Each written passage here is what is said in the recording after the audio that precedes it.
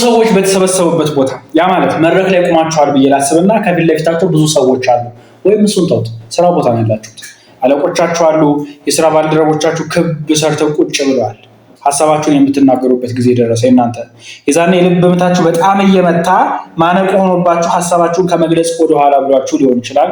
ወይም ደግሞ የስራ ባልደረቦች አነጋገሬን ቢተቹትስ እንደዚህ ያወራል እንዴ ቢሉኝስ፣ አለቃ ሀሳቢ ባይመቸውስ በሚሉ ምክንያቶች ሀሳባችሁን በነፃነት መግለጽ የማትችሉ ሰዎች ከሆናችሁ የእውነት ብቻችሁን ያላችሁ። ይህም ቪዲዮ ለእናንተ ነው። ይኸውላችሁ እኔ የሃይስኩል ተማሪ እያለሁ ጀምሮ በጓደኞቼ ፊት ሀሳቤን በነፃነት መግለጽ የምፈልግ ልጅ ነበርኩኝ።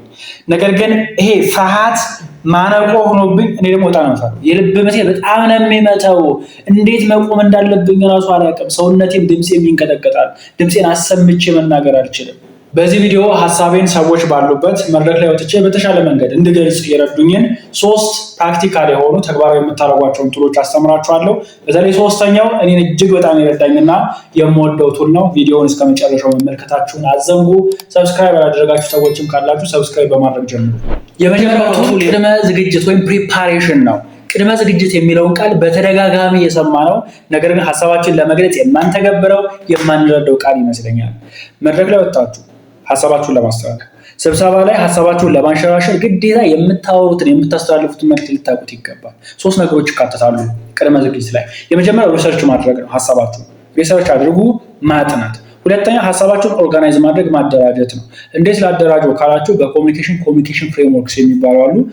የሌላ ጊዜ ቶፒክ ነው የሚሆነው። እነሱን ተጠቅሞ ማደራጀት። እሱም ብቻ ግን በቂ አይደለም። ሶስተኛ የሚሆነው ከማቅረባችሁ በፊት እንደምታቀርቡት አድርጋችሁ ድምፃችሁን አሰምታችሁ መለማመድ። እዚህ ጋር ሁላችንም እንሸወዳለን። ሁለተኛው ቱላችን የሚሆነው ፍርሃታችንን ማኔጅ ማድረግ መቻል ነው። አንዳንድ ሰው ሲናገር ሰምታችሁ የምታውቁ ከሆነ እኔ እኮ በደንብ አጥንቻለሁ፣ በደንብ ተዘጋጅቻለሁ፣ ግን መናገር ሲጀምር ጠፋብኝ ይሏቸዋል። አዎ ይጠፋል። ፍርሃታችንን ማኔጅ ማድረግ ተገቢ ነው። ይሄ በጣም የሚመታውን የልብ ምታችንን ዝግ ማድረግ፣ ሰውነታችንንም ጭንቅላታችንን ማረጋጋት ተገቢ ነው። እንዴት ካላችሁኝ የመጀመሪያው መዘጋጀታችሁም ይጠቅማችኋል። ሁለተኛው ቴክኒክ ግን ፍርሃታችሁን ሪዲዩስ የምታደርጉበት ብሪዚንግ ቴክኒክ ነው። እኔን እጅግ በጣም የሚረዳኝ። በጥልቀት አየር አስገቡ፣ በጥልቀት አየር አስወጡ። እሱን ማድረጋችሁ እንዳልኳችሁ ጭንቅላታችሁንም ሰውነታችሁንም ያረጋጋላችኋል።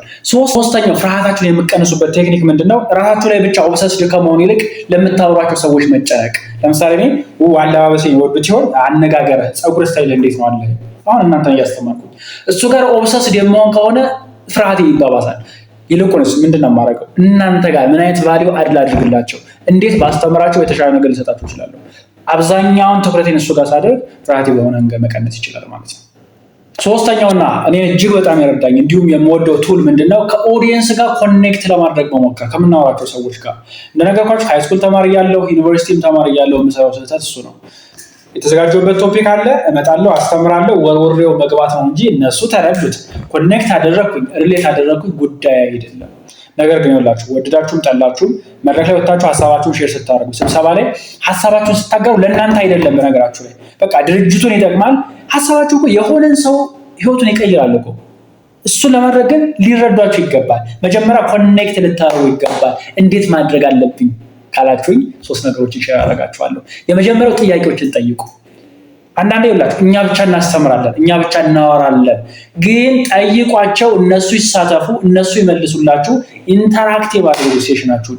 የዛኔ እነሱ እንደተካተቱ ፊል እንዲያደርጉ አድርጋችኋቸው ማለት ነው። ሁለተኛ ታሪክ ሼር አድርጉ። ታሪክ መናገር። አሁን የቪዲዮ መጀመሪያ የኔን ፐርሰናል ኤክስፒሪየንስ ሼር አድርጋችኋለሁ አይደል? ወደዳችሁም ጠላችሁም ሪሌት ታደርጋላችሁ። ሶስተኛውና ብዙ ጊዜ ከብዙ ሰዎች ጋር ኢንተራክት ስናደርግ የማናስተውለው ነገር ምንድነው? አይ ኮንታክት። ይኸውላችሁ ለኦዲየንስም እንኳ ቢሆን ሀሳባችንን እያስተላለፍን ያለ ነው አይ ኮንታክት ሜንቴን የምናደርገው እንደ አንድ ሰው ጋር እያወራ እንደሆነ። ያ ማለት ስፔሲፊክሊ አንድ ሰው መጣችሁ ነው ሀሳባችሁን ዴሊቨር የምታደርጉት። ብዙ ሰዎች ከሆኑ ክፈሏቸው፣ በግራ መሀል ላይ በቀኝ ብላችሁ። በግራ በኩል አረፍተ ነገራችሁን እስክትጨርሱ ድረስ አንድ ሰው ምረጡና በትክክል አይኑን እያያችሁ አውሩት። ሌሎቹ ሰዎችም እነሱን እያያችኋቸው እንደሆነ ፊልም የሚያደርጉት። እሱን ሲጨርሱ ወደ መሀል ነው፣ ከዛ ደግሞ በቀኝ ትመጣላችሁ ማለት ነው።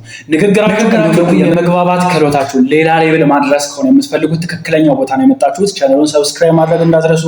ቪዲዮ ከተመቻችሁ ላይክ፣ እንዲሁም ሌሎችን ሰዎች ይጠቅማል ብላችሁ የምታስቡ ከሆነ ሼር አድርጉት። ቤተሰብ ሆኑ። አመሰግናለሁ።